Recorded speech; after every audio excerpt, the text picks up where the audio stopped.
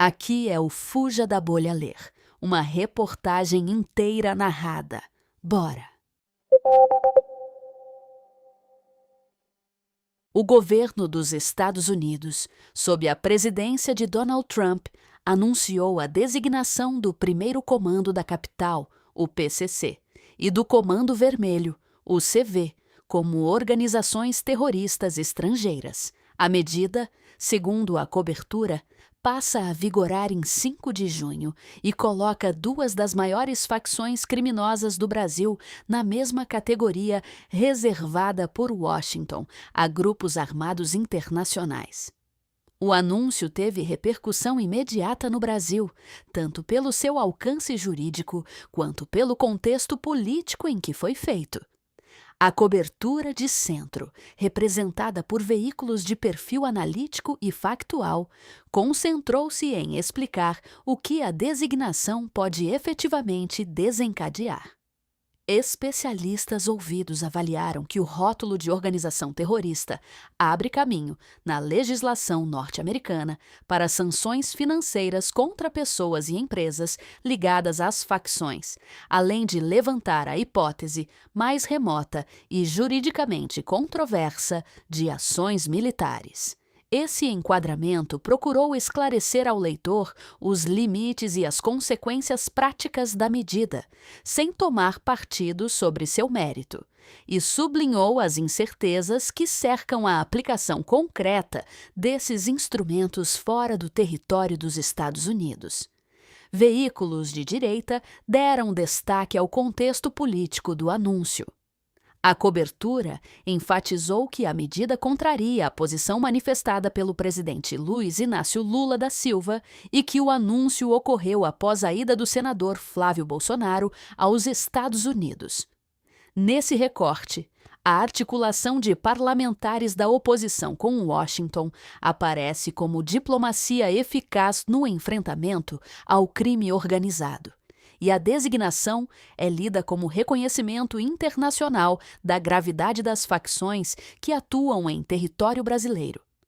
A divergência do governo federal nesse enquadramento é apresentada como hesitação diante de organizações criminosas. Veículos de esquerda, por sua vez, tendem a ler a mesma medida sob a ótica da soberania nacional. Nessa leitura, o combate ao PCC e ao Comando Vermelho é responsabilidade do Estado brasileiro, com instrumentos próprios de inteligência, política social e cooperação internacional pactuada, e não de decisões unilaterais de um governo estrangeiro que possam abrir margem para sanções, ou, no limite, para a hipótese de intervenção militar externa. A vinculação entre a viagem de Flávio Bolsonaro e o anúncio é vista sob esse prisma como tentativa de instrumentalizar a pauta de segurança pública para desgastar o governo federal.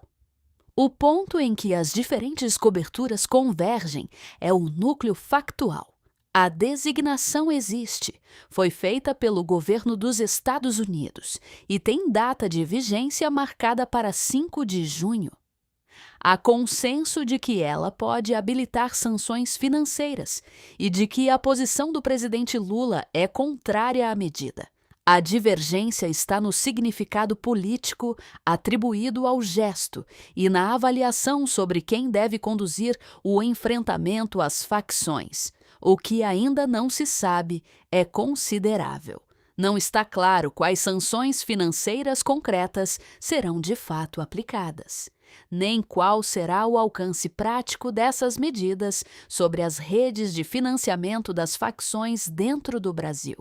Permanece em aberto se haverá qualquer escalada para além das sanções e qual será a resposta oficial do governo brasileiro e de seus órgãos de segurança.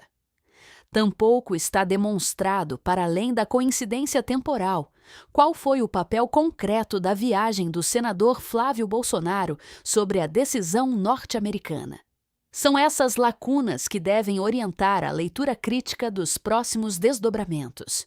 Você ouviu a reportagem Governo Trump declara PCC e CV organizações terroristas. O que pode acontecer agora? publicada pelo Fuja da Bolha, 28 de maio de 2026.